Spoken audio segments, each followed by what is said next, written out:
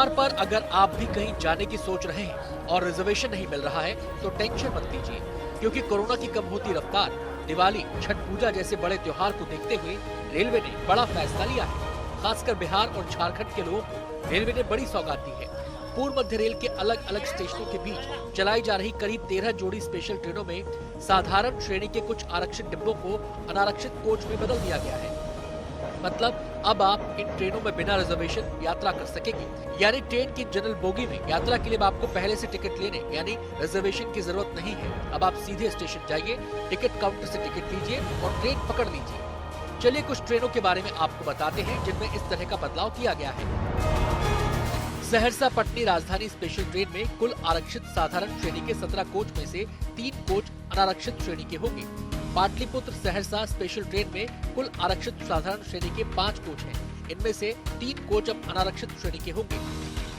Rajendra Nagar Saharsa special train में आरक्षित श्रेणी के कुल 9 कोच हैं। इसमें से अनारक्षित श्रेणी के कोच की संख्या 3 होगी।